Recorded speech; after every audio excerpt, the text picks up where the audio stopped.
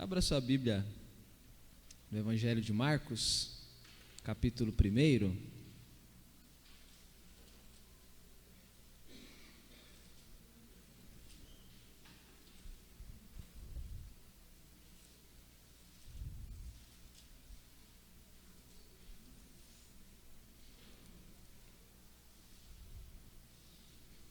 Confesso que eu achei que era mais fácil pregar nos evangelhos do que parece, viu? Quando você tem que pregar, você vê que não é nada fácil. Supostamente é mais fácil, né? Mas na verdade eu não estou achando, não. Evangelho de Marcos, capítulo 1. É importante que você leia o Evangelho de Marcos, né? No decorrer da semana eu eu mais ouvi do que li, na verdade. Algumas vezes o Evangelho, li várias porções dele, e é importante você ler, isso facilita o seu entendimento quando você ouvir a ministração, né? É muito mais fácil você saber do que se trata o Evangelho, tendo conhecido algumas histórias numa leitura panorâmica, do que você ficar lendo porções diárias, né? A gente nunca pode perder de vista, irmãos, que a Bíblia, ela não foi entregue para as pessoas que a receberam, tal como a gente tem hoje, né? Um livro grande com 66 livros dentro. Não, cada livro desse foi entregue para os cristãos da época de forma individual. Então a comunidade de Israel recebeu Gênesis, Êxodo, Levítico, eles foram recebendo as porções da Bíblia. E se você receber uma carta de alguém, por exemplo, volte aí uns 10, 15 anos atrás, quando costumeiramente a gente mandava carta e recebia cartas. Se a carta tivesse lá 10 páginas, eu duvido que você leria a carta em 10 dias, lendo uma página por dia. Não faz sentido você pegar uma carta que um parente seu te mandou lá de Roraima, por exemplo, para você que mora em São Paulo, uma carta de 10 páginas, não faz sentido você falar assim, eu vou ler essa carta em 10 dias, cada dia eu leio uma página. Não, apesar de serem 10 páginas, você ia lá gastar 1 hora, 2 horas para ler as 10 páginas. É exatamente assim que acontece com a Bíblia. Quando a gente lê a Bíblia de forma seccionada, separada, a gente perde a visão completa, a visão ampla, né? Então, se você ler o Evangelho de Marcos, por exemplo, em 2 leituras, em 2 sentadas, se você for um pouco melhor de leitura, tiver um pouco mais de hábito, você consegue ler numa sentada só. Vocês estão me olhando assustado. Como é possível, pastor, ler 16 capítulos? É possível. Se você colocar no YouTube o Evangelho de Marcos, os vídeos em que alguém está narrando o Evangelho, inclusive o Cid Moreira, são de 2 horas. Você tem 2 horas num dia de 24 horas para ler o Evangelho de Marcos. Essa leitura completa, panorâmica, ela é muito proveitosa. Assim como você não vai ler a carta uma página por dia, quando você lê o Evangelho de uma vez só, a sua compreensão é muito melhor. E depois você vai pegando então as partes, e aí você consegue ir reconstruindo as cenas. E você vai se lembrando, porque você já leu uma vez inteira, você fala, lembrei dessa história. E você vai lendo e assim você vai aprendendo. Então faça isso no decorrer da semana. Se você tem preguiça de ler, escute, ouça, mas leia, ouça, tenha contato com esse evangelho aqui e o seu aproveitamento vai ser maior, sem dúvidas, no decorrer das ministrações. Amém? Evangelho de Marcos, capítulo 1, eu vou ler do versículo 1 ao versículo 8, diz assim: princípio do evangelho de Jesus Cristo, Filho de Deus, como está escrito na profecia de Isaías: eis que envio o meu mensageiro adiante de você, o qual preparará o seu caminho. Voz do que clama no deserto, preparem o caminho do Senhor, endireitem as suas veredas. E foi assim que João Batista apareceu no deserto, pregando o batismo de arrependimento para a remissão de pecados. E toda a região da Judéia e todos os moradores de Jerusalém iam até ele, e confessando seus pecados, eram batizados por ele no Rio Jordão.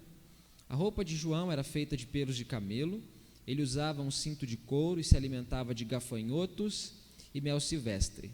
E João pregava dizendo: depois de mim vem aquele que é mais poderoso do que eu, do qual não sou digno de, curvando-me, desamarrar as correias das suas sandálias. Eu batizei vocês com água, ele, porém, os batizará com o Espírito Santo. Amém? Feche os seus olhos, vamos orar ao Senhor. Deus, esta é a tua palavra, ela será pregada, que o teu Espírito possa falar a cada um dos corações. Nos ajude a entender, a compreender e a viver aquilo que o Senhor nos ensina por meio dela. Fica conosco, dá-nos a sua bênção.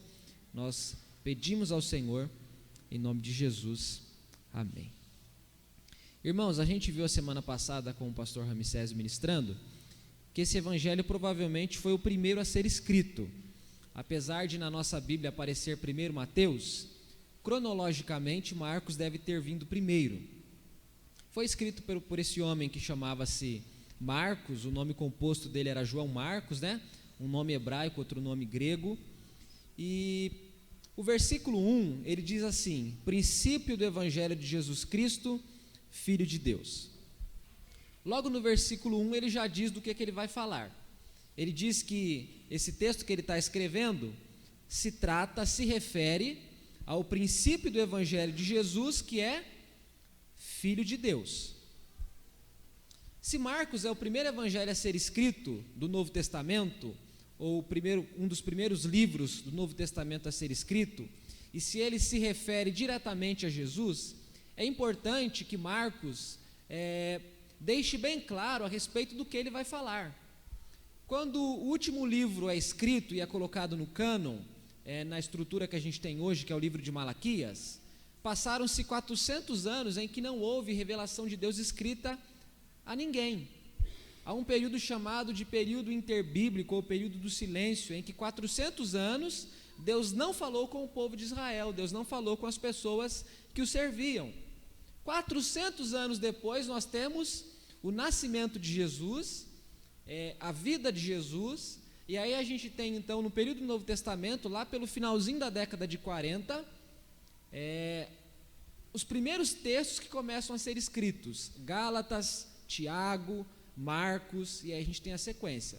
Então, quando Marcos vai falar desse evangelho, ele diz que esse evangelho é o princípio do evangelho de Jesus Cristo, que é o Filho de Deus. Ele já deixa claro que ele tá falando e que ele vai falar de alguém que tem uma natureza divina. Jesus é o Filho de Deus. Então aqui ele faz esse comentário amplo que expressa muito bem aquilo que ele quer escrever um pouquinho para frente. Marcos não é um livro biográfico. A intenção desse homem não é falar da vida de Jesus como se ele fosse um biógrafo de Jesus, dizendo que Jesus nasceu no dia tal, que Jesus tinha tal aparência, que Jesus tinha tais hábitos. Não, a ideia dele não é produzir uma biografia de Jesus, contando sobre onde Jesus estudou, o que é que Jesus gostava de comer, o que é que ele gostava de fazer, o que é que ele não gostava. Não é essa a intenção de Marcos. A intenção de Marcos é dar testemunho de quem Jesus é. E o testemunho que ele tem para dar é que Jesus é o Filho de Deus, e uma expressão muito conhecida em Marcos é que Jesus é o servo do Senhor. E o nome que essa série recebe é o servo sofredor. Essa é a imagem que Marcos pinta no seu evangelho. Jesus é o servo sofredor, aquele que veio ao mundo para realizar a sua obra. E a primeira parte do livro de Marcos abrange os primeiros 10 capítulos, onde ele apresenta Jesus, ele diz quem é Jesus. A segunda parte, ele apresenta a última semana da vida de Jesus, as últimas semanas, especialmente a última semana, a chamada Semana da Paixão. E o capítulo 10, versículo 45 diz que o Filho do Homem não veio para ser servido, mas para servir e dar a sua vida em resgate de muitos. E ali está o coração do Evangelho. O coração do Evangelho de Marcos é o versículo 45 do capítulo 10, onde ele diz que Jesus veio ao mundo para ser um resgate em favor dos pecadores. Não veio para ser servido, mas veio para servir. Por isso, o servo sofredor. Servo porque veio para servir, sofredor porque veio para morrer no nosso lugar, assumindo a nossa culpa, os nossos pecados. E os primeiros 8 versículos aqui do capítulo 1, eles expressam pelo menos duas coisas centrais. A primeira delas é que o Evangelho de Jesus Cristo, que é o Filho de Deus, para Marcos, não é uma novidade, mas é o cumprimento dos profetas. A palavra novidade, dentre tantos significados que ela tem, Um deles é que novidade se refere a acontecimentos recentes. Acontecimentos recentes. Nesse sentido, o Evangelho é boas novas, mas não é novidade. Não é novidade porque não é um acontecimento recente. Não é novidade porque ele foi predito, ele foi prometido, ele foi profetizado em toda a história do povo de Israel. Não foi uma coisa que Deus estalou os dedos e falou assim: eu tenho uma notícia nova para anunciar a vocês. O meu filho vai nascer, vai viver, vai morrer, vai ressuscitar, e todos que crerem nele vão receber vida eterna e perdão dos seus pecados. Essa é a grande novidade que eu tenho para dizer a vocês. O Evangelho não é novidade nesse sentido. O Evangelho é boas novas, mas é boas novas que foram prometidas desde o princípio. Há um texto na Escritura que diz que o Cordeiro de Deus, o Filho de Deus, o Cristo Jesus, o Deus encarnado, foi um sacrifício feito antes mesmo da fundação do mundo. A morte de Jesus, a ressurreição, a vida, a obra de Jesus por completo é plano de Deus desde sempre. Não foi uma coisa que Deus resolveu realizar de supetão, de última hora, não foi um improviso, não foi uma cena a mais para preencher o filme que estava com alguns minutos assim faltando. Não, é uma coisa que foi escolhida, que foi separada para acontecer desde sempre. E Marcos começa a dizer a respeito disso. Ele diz assim, esse evangelho, que é o princípio do evangelho de Jesus, que é o Filho de Deus, está escrito na profecia de Isaías. E eu trouxe aqui uma Bíblia que é na versão King James, e a versão dessa Bíblia, pelo menos do versículo 1 e do versículo 2, ela é melhor do que as versões que a gente lê. Olha o que ela diz: o início do evangelho de Jesus Cristo, Filho de Deus, como está escrito nos profetas. As outras versões diz como está escrito na profecia de Isaías. Olha o que diz o versículo 2, a parte que ele cita: eis que envio meu mensageiro adiante de você, o qual preparará o seu caminho. Acontece que esse versículo não está em Isaías, mas está em Malaquias capítulo 3, versículo 1. Abra sua Bíblia aí comigo, volta aí umas 10 páginas atrás. Malaquias, o último livro do Antigo Testamento, capítulo 3, versículo 1.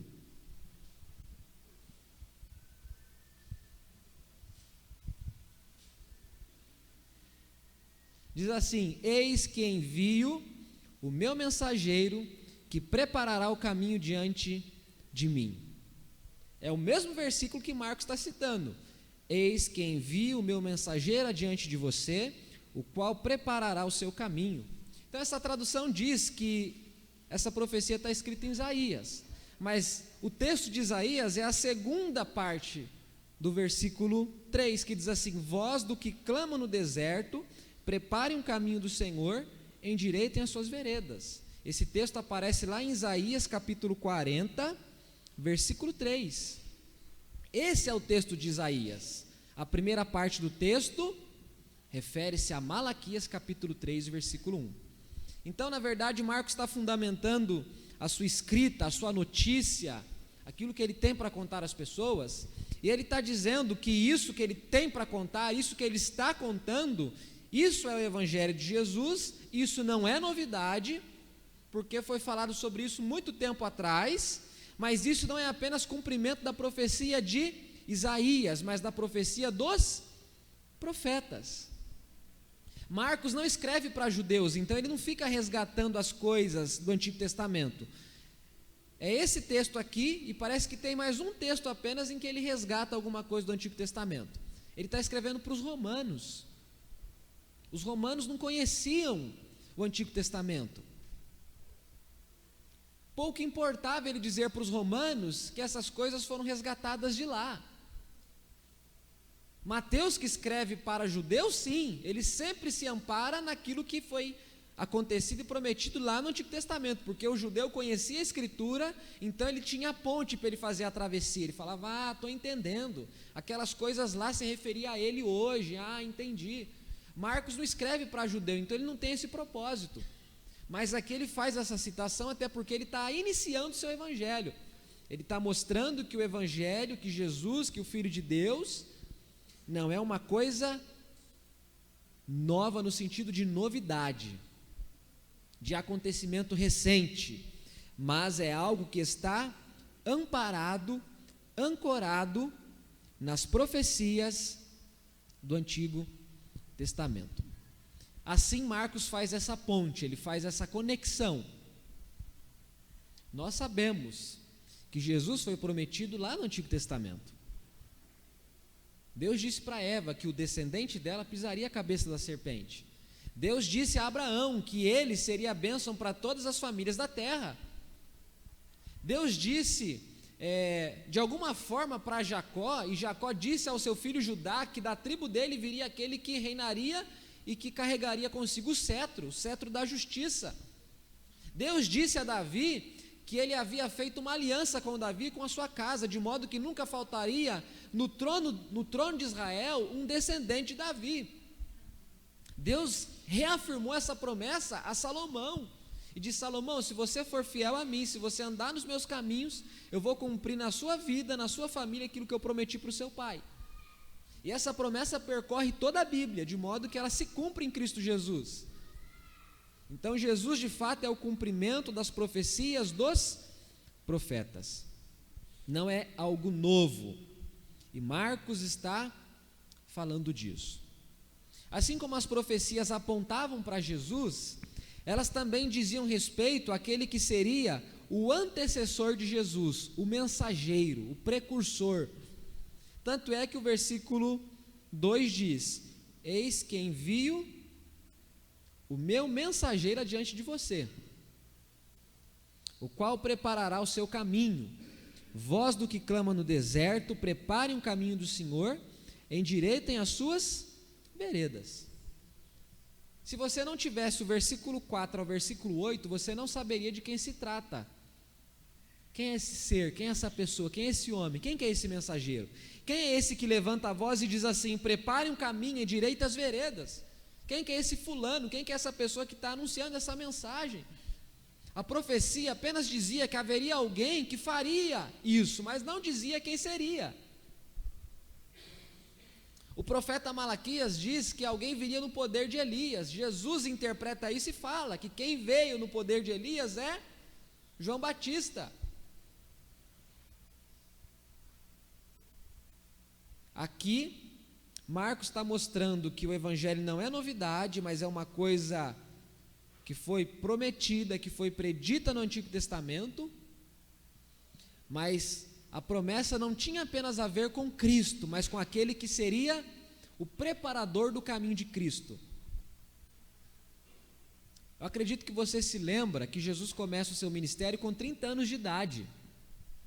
Por 30 anos, Jesus viveu no anonimato.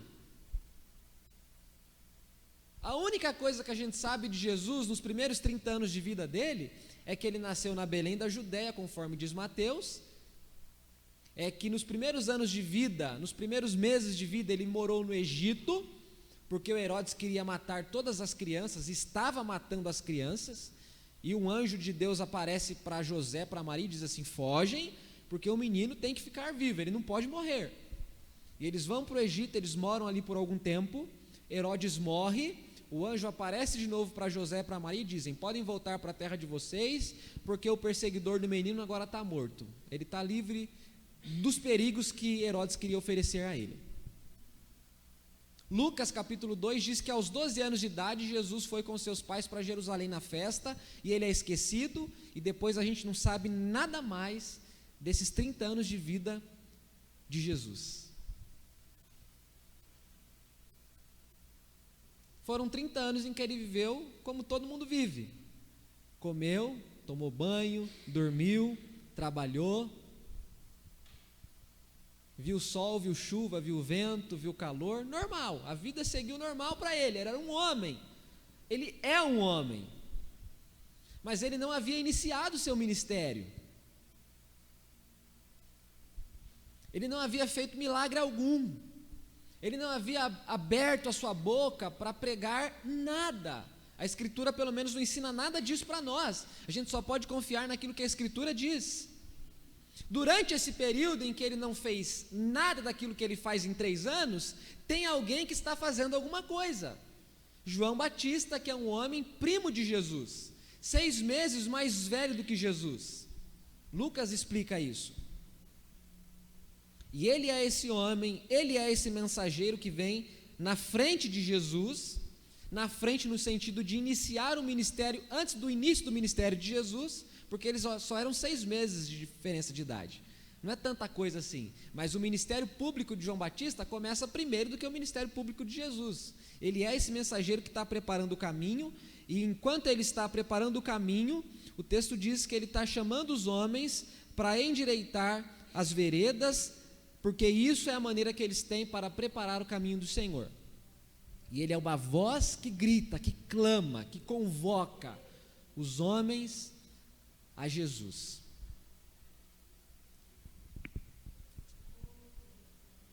A identidade dele não é revelada de início por Marcos, só posteriormente. Irmãos, Cristo não é somente o sentido ou o centro das Escrituras. Eu mesmo já afirmei isso muitas vezes. Jesus é o centro das Escrituras. E essa é uma meia verdade. Eu preciso reconhecer que quando eu afirmei isso, eu não tinha entendido a coisa como ela é. Porque aquilo que não é centro é margem, é periferia. Aquilo que não é centro está longe do centro, portanto não pode ser centro. Concorda comigo? O bairro afastado do centro é bairro e não centro. Dizer que Jesus é o centro da Escritura é dizer de algum modo que há partes da Escritura que não se referem a Ele, que não diz respeito a Ele. Jesus não é o centro da Escritura, Jesus é a totalidade da Escritura. Toda a Escritura é sobre Jesus, toda a Escritura aponta para Jesus e é um testemunho de Jesus, a respeito de Jesus. E Marcos começa a falar do servo sofredor, do Evangelho de Jesus, dessa forma. Ele está dizendo, isso aqui não é novo, não é uma moda. As novidades, elas vêm e vão, elas passam, elas seduzem, elas chamam a atenção por algum tempo, mas esse tempo pelo qual elas seduzem e chamam a atenção é um tempo limitado. De vez em quando eu vejo umas fotos lá na casa dos meus pais, que eles estão usando, meu pai na verdade, né? Aquela calça cabocona de sino, sabe? O cabelão black, vou fazer umas revelações aqui. As minhas, eu estava com a calça aqui no peito assim, ó. Eu falo, mãe, como é que a senhora fazia isso comigo, mãe? Pelo amor de Deus, o dente desse tamanho e a calça aqui no peito assim. Ainda bem que passou essas coisas, né? Ainda bem que elas passaram. Tinha gente que tinha cabelo, tem uns irmãos que tinham cabelo, sabe? A barriga que está aparecendo agora não aparecia, por aí vai. Tudo que é novidade, tudo que se refere à moda, à aparência, tudo isso passa. Talvez você me diga, pastor, isso volta. É verdade, volta, mas mesmo que volte, passa um dia. Por isso que o Evangelho não é novidade. O Evangelho, há 2000 anos atrás, para as pessoas que ouviram o Evangelho ser pregado, era o quê? Boa notícia, boa nova. 2000 anos depois, quando alguém ouve o Evangelho sendo pregado, o que o Evangelho continua sendo? Boa nova, boa notícia. Daqui 2000 anos, se Jesus não tiver voltado, aqueles que pregarão o Evangelho estarão pregando o quê? Boa nova, boa notícia, boas novas. Não é novidade. Não é novidade. Ele foi predito, ele foi pré-anunciado desde sempre. Então Cristo, que é o Evangelho, ele não é apenas o centro da Escritura, ele é o conteúdo completo da Escritura. O Evangelho é sobre Jesus, é sobre Cristo, que é o Filho de Deus. Essa é a beleza do Evangelho, irmãos. Deus se faz carne, Deus se faz homem e entra na história dos homens. Os homens é que pecaram, é você que pecou, eu que pequei. Mas ele se encarna, ele assume uma forma que é nossa, Paulo diz em Filipenses que ele abre mão daquela glória que ele tinha por um tempo e vive como servo, aprendendo coisas que já sabia, vivendo de um modo que não precisava viver. Essa é a beleza do Evangelho. A beleza do Evangelho é que Deus se encarna, Ele assume a nossa carne, Ele assume a nossa condição, e não de forma temporária, mas de forma para o resto da vida. Cristo para o resto da vida será o Cristo homem, que tem um corpo, que sabe o que é ser homem, que se põe no nosso lugar. Então, esse Evangelho de Marcos, esse texto tão conhecido por nós, como eu disse no começo, aparentemente é muito mais fácil pregar nos evangelhos do que nos profetas, mas não é o que eu estou sentindo tendo que pregar nos evangelhos. O evangelho não é sobre riqueza, o evangelho não é sobre bênçãos, o evangelho não é sobre milagres, sobre curas. O evangelho pode oferecer tudo isso, mas o evangelho não se trata disso. O evangelho é sobre Cristo, que é o Filho de Deus. A pergunta que eu me faço, que eu faço para você é: de que evangelho você fala quando você diz a palavra evangelho? Do que é que você está dizendo? Ao que você está se referindo quando você diz, por exemplo, que está no evangelho? Você está trilhando por um caminho que se trata de dizer acerca do Filho de Deus? Porque isso na Bíblia é o evangelho, é aquilo que fala de Jesus Cristo. Essa é a primeira coisa então, o evangelho de Jesus Cristo, Filho de Deus. Para Marcos não é uma novidade, mas é o cumprimento daquilo que os profetas disseram. E só para você entender um pouco melhor isso, Isaías vive 700 e tantos anos antes de Jesus, Malaquias vive 400 e tantos anos antes de Jesus, 700 e poucos anos antes do nascimento de Jesus, havia um homem em Israel falando que Jesus um dia nasceria. Nem o homem mais otimista do mundo teria capacidade para isso, nem o mais sortudo teria capacidade para isso, nem o mais cheio de discernimento, que consegue antever as coisas, teria capacidade para isso. Isaías só entendeu isso porque aquilo foi revelação de Deus para ele. Malaquias só entendeu o que ele entendeu porque aquilo foi revelação de Deus para ele. A segunda coisa que o texto fala é sobre João Batista, que é o precursor. A partir do versículo 4 até o versículo 8, o texto mostra isso. O texto diz assim, agora Marcos diz quem é o mensageiro. Marcos diz quem é aquela voz que clama no deserto, chamando as pessoas a endireitar os seus caminhos. Ele diz: esse homem é João Batista. Ele apareceu no deserto, pregando batismo de arrependimento para a remissão de pecados, e toda a região da Judéia, os moradores de Jerusalém iam até ele, e confessando seus pecados eram batizados por ele no rio Jordão. A roupa de João era feita de pelos de camelo, ele usava um cinto de couro, se alimentava de gafanhotos e mel silvestre, e ele pregava dizendo: depois de mim vem aquele que é mais poderoso do que eu, do qual não sou digno de, curvando-me, desamarrar as correias das suas sandálias. Eu batizei vocês com água, ele porém os batizará com o Espírito Santo. Aqui Marcos identifica de quem Malaquias falou e de quem Isaías havia falado. Ele diz: o nome do camarada é João Batista. João Batista está pregando a remissão dos pecados. A mensagem de João Batista é completamente cristocêntrica, é completamente ao redor de Jesus, é completamente focando Jesus, mostrando que Jesus é o centro, que tudo aponta para Ele. Nesse sentido ele é o centro, as coisas convergem para Ele, as coisas estão direcionadas para Ele.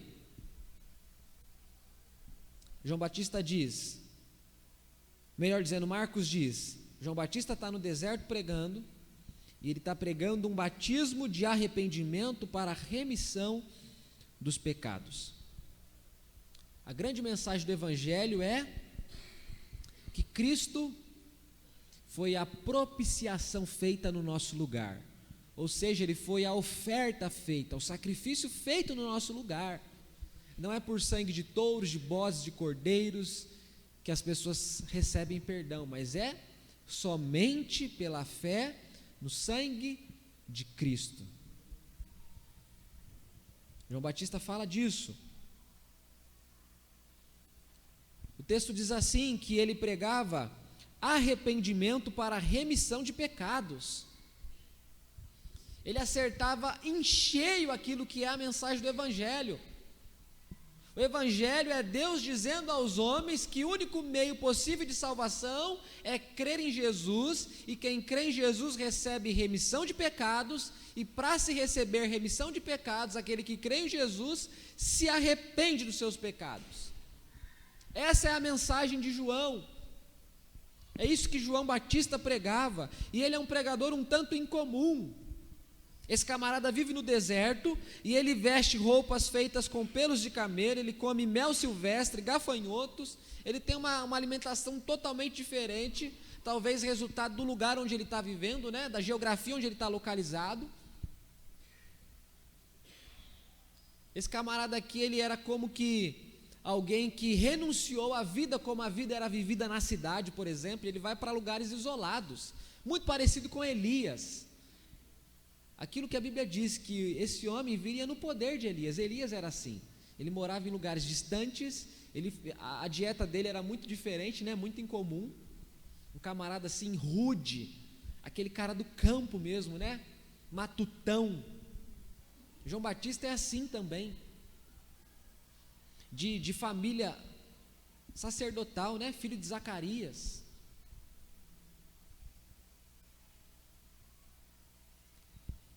Ele prega a remissão dos pecados, ele prega o batismo como expressão do arrependimento. E tem uma coisa fantástica em João Batista. O texto diz assim, que toda a região da Judéia, os moradores de Jerusalém, iam até ele, e confessando seus pecados, eram batizados por ele no Rio Jordão. Irmãos, João Batista era um pregador que faz aquilo que, queira Deus, que por meio da minha pregação essas coisas possam acontecer também. Enquanto João Batista pregava, as consciências embrutecidas eram despertadas. A fé vem pelo ouvir, e o ouvir se dá mediante a palavra de Cristo, diz o apóstolo Paulo. Conforme João pregava o arrependimento, a remissão dos pecados, as pessoas adquiriam compreensão de que eram pecadoras, convicção de que eram pecadoras, elas confessavam seus pecados, e elas eram por ele batizadas. Era a pregação que de fato atingia o coração, a mente, a consciência. Era de fato aquilo que o profeta Isaías diz, o martelo de Deus que quebra a dura penha. Conforme ele pregava, as pessoas eram convencidas por Deus de que aquela mensagem era para elas. Você não precisa nem me confessar, eu sei que a sua tendência é achar que a mensagem, quando não é aquilo que você quer ouvir, é para o seu vizinho e não para você. Eu já sei disso sem você me falar. Não é que eu sou adivinhão não, é que eu conheço o meu próprio coração, e o seu não é muito diferente do meu. Quando é bênção, não é para o vizinho, é para você, não é? Quando é carro novo, não é para o vizinho, é para você. O vizinho já tem o dele, você pensa, ele já tem, pastor, é meu. Mas quando é convocação para arrependimento, para mudança de vida, aí você fala, vizinho, o carro é meu, mas o arrependimento é seu. É a nossa tendência, irmãos. A gente faz igual a batata quente, né? A gente joga na mão do outro. Essas coisas duras do Evangelho são para o outro, não para mim. A pregação do Evangelho é o meio que Deus escolheu para convencer os pecadores dos seus pecados. O Espírito Santo age nisso, e ele faz essa obra de convencimento. Isso acontecia na vida de João Batista. Esse homem tem uma completa consciência do fato de que Jesus é o Messias. Imagine esse tanto de gente vindo até João, vindo de lugares distantes. João está ali na região do Jordão. O Jordão está na região central de Israel. As pessoas vinham da Judéia, que está lá no sul, lá de Jerusalém, que está lá no sul, para a região central onde João estava. Era muita gente. Só que a maneira como João lidava com essa suposta popularidade que ele tinha é uma maneira completamente saudável. Ele dizia assim, versículo 7: depois de mim vem aquele que é mais poderoso do que eu, do qual não sou digno de, curvando-me, desamarrar as correias das suas sandálias. Eu batizei vocês com água, ele porém batizará vocês com o Espírito Santo. João sabe muito bem quem ele é. Ele é simplesmente, para ele mesmo, João Batista, aquele que foi honrado por poder ter sido o preparador do caminho para Cristo vir. Ele se acha indigno, ele fala assim: eu não tenho coragem nem de amarrar o cadastro do sapato dele, nem desatar a correia da sandália dele, eu não sou digno nem para isso. Essa referência, geralmente nas escrituras, lava-pés, desamarrar sandálias, essas coisas, elas apontam para uma atividade que não era admirada e nem assim que as pessoas buscavam com o coração assim cheio, sabe? As terras sem asfalto, todas empoeiradas, os pés ficavam sujos, eles andavam pelo caminho. Essa metáfora, essa imagem descrita na Bíblia, aponta para uma atividade praticamente indigna. Jesus, quando é o servo, resolve lavar os pés dos discípulos. Ele mostra de fato que ele é servo, e que ele não veio para ser servido, mas para servir. Ele se põe nesse lugar que é um lugar completamente de humilhação naquele contexto, naquela região, naquela história, naquela cultura. João Batista está mostrando alguma coisa dessa natureza. Eu não sou digno nem de desamarrar as sandálias dele. Aquele que já desamarra já é indigno. Eu sou menos digno do que quem faz isso. Ele sabe muito bem quem ele é. Ele sabe muito bem quem Cristo é. Ele sabe que o ministério dele não é para competir com Cristo, não é para sobressair ao ministério de Cristo, não é muito menos para ser igual ao ministério de Cristo. Ele sabe que a função dele é simplesmente preparar o caminho.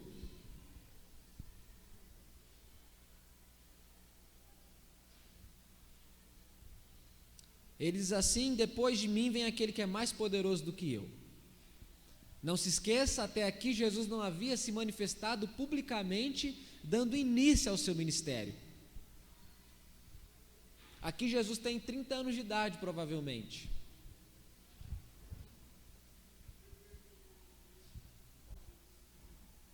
João discerne muito bem o que a escritura do Antigo Testamento havia dito. Ele entendeu perfeitamente a profecia de Malaquias e de Isaías. Ele falou: gente, o meu papel é só ser o mensageiro, é só proclamar com a minha voz para as pessoas: endireitem os seus caminhos.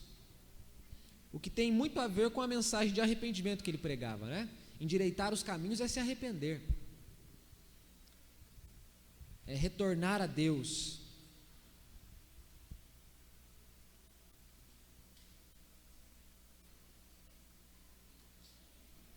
Na história da salvação, na história que Deus está tecendo ao longo dos séculos, das eras, dos tempos, você tem sabido qual que é o seu lugar?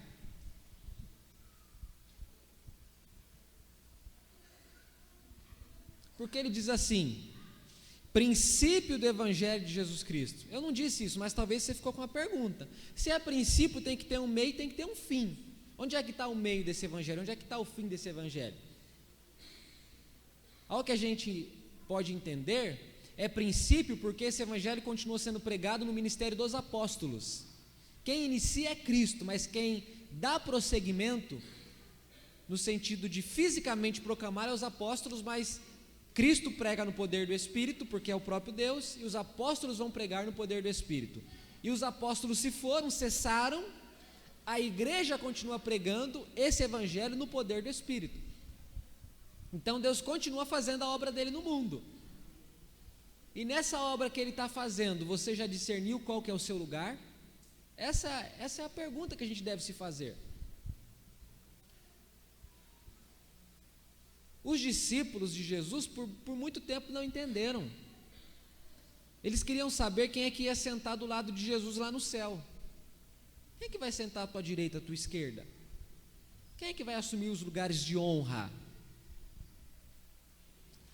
Os discípulos, aqueles 12, vários deles, ou todos eles, não entenderam isso. João Batista já entendeu, pelo menos nesse texto aqui ele já entendeu, que o lugar dele é um lugar de servo, é um lugar de precursor.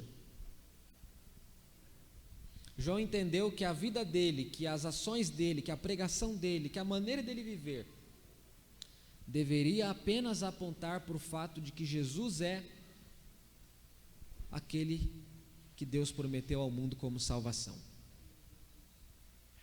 João é um homem que tem uma vida cristocêntrica. A vida dele acontece em função de Jesus. Em função do que a sua vida está acontecendo? Em função do que você acorda todas as manhãs? Em função do que todos os dias você pega o trem lotado, o metrô lotado, o ônibus lotado? Em função do que você faz as coisas que você faz? Isso aqui ficou ressoando na minha cabeça. Em função do que eu atendi o chamado de Deus para pregar o Evangelho? Sabe por que eu digo isso, irmãos? Porque um dos perigos grandes que nós pastores somos tentados todos os dias é o perigo da vaidade, que é resultado da pregação.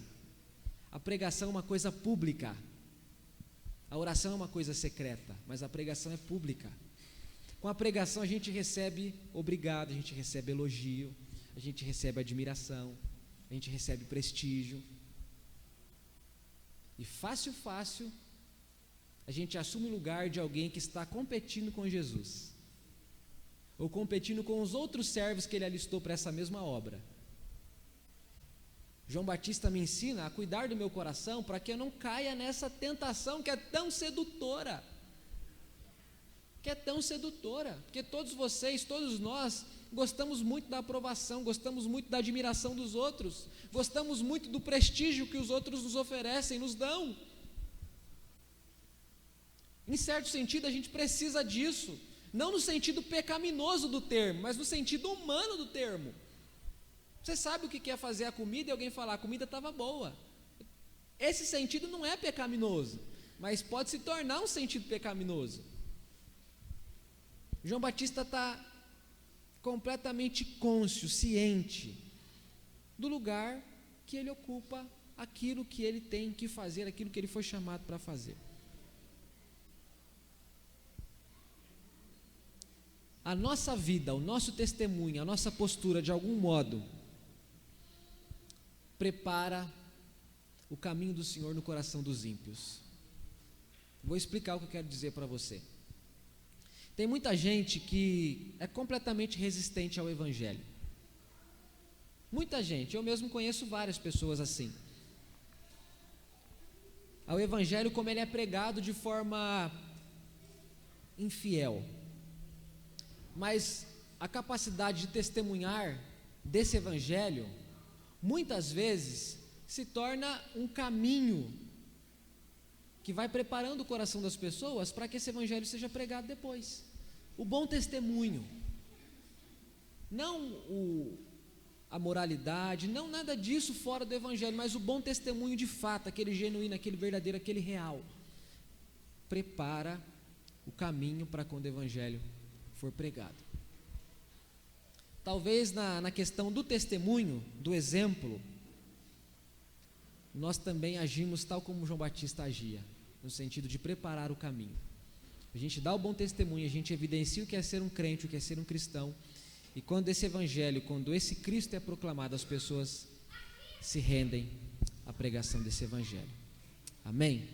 Curva a sua cabeça, feche seus olhos. Vamos fazer uma oração ao Senhor. Esse Evangelho não é novidade, tal como a gente conhece a palavra novidade hoje. Ele é boas novas. Ele foi anunciado nas Escrituras.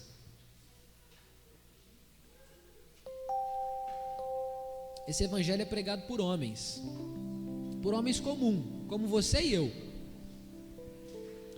Quando Marcos fala de João Batista, parece que Marcos está deixando claro que qualquer pregador que vá além ou que fique aquém daquilo que João Batista faz é um pregador que não está fazendo aquilo que de fato foi chamado para fazer. Que Deus o ajude, que Deus nos ajude a pregarmos com fidelidade o evangelho dele. Amém? Vamos orar? Senhor, obrigado